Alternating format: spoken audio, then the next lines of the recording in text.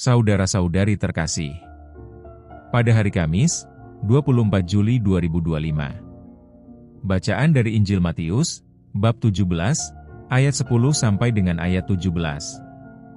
Marilah kita berdoa. Dalam nama Bapa, dan Putra, dan Roh Kudus. Amin. Allah Bapa di surga, syukur atas berkat melimpah dan anugerah yang menyertai kami. Semoga Engkau menyinari hati kami dengan sabda-Mu. Demi Kristus, Tuhan dan pengantara kami. Amin. Bacaan Injil. Tuhan bersamamu dan bersama rohmu. Inilah Injil suci menurut Matius. Dimuliakanlah Tuhan. Setelah Yesus menceritakan perumpamaan tentang orang penabur, murid-murid bertanya kepadanya, "Mengapa engkau mengajar mereka dengan perumpamaan?" Jawab Yesus, "Kalian diberi karunia mengetahui rahasia kerajaan surga, tetapi orang-orang lain tidak. Karena barang siapa mempunyai, akan diberi lagi, tetapi barang siapa tidak mempunyai, maka apapun yang ada padanya akan diambil juga.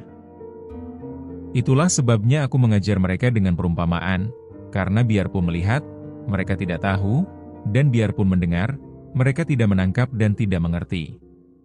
Maka pada mereka genaplah nubuat Yesaya, yang berbunyi, kalian akan mendengar dan mendengar lagi, namun tidak menangkap. Kamu akan melihat dan melihat, namun tidak menanggap. Sebab hati bangsa ini telah menebal, dan matanya melekat tertutup, agar jangan mereka melihat dengan matanya dan mendengar dengan telinganya dan mengerti dengan hatinya, lalu berbalik sehingga kusembuhkan. Akan tetapi berbahagialah mata kalian sebab melihat, berbahagialah telinga kalian sebab mendengar. Sebab aku berkata kepadamu, sesungguhnya banyak nabi dan orang benar ingin melihat apa yang kalian lihat, tetapi tidak melihatnya, dan ingin mendengar apa yang kalian dengar, tetapi tidak mendengarnya." Demikianlah sabda Tuhan. Terpujilah Kristus. Renungan.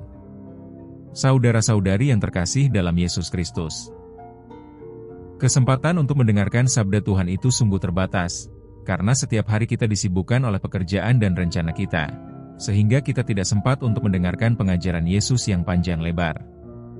Yesus menggunakan perumpamaan supaya orang sederhana yang mendengarkan itu mudah mengerti. Perumpamaan yang Yesus pakai itu tidak jauh dari hidup orang-orang saat itu. Hal sederhana yang Yesus ajarkan itu dapat dimengerti banyak orang. Dalam mewartakan Yesus dan warta gembiranya perlu memperhatikan kesederhanaan, baik dalam perkataan maupun dalam tindakan. Kesederhanaan itu proses yang diperdalam dengan tindakan. Tindakan spiritual yang kita jalankan mungkin menginginkan yang lebih, padahal dengan kesederhanaan mengolah spiritualitas dengan disertai ketulusan, maka akan membawa kedewasaan iman dan kerohanian. Orang yang sederhana dalam hidup tidak mempunyai banyak tuntutan, tetapi kedalamannya terletak pada kesetiaan memahami mendengarkan sabda Tuhan. Semoga kita membina kesederhanaan kita supaya Tuhan semakin dipermuliakan. Semoga Tuhan memberkati. Amin.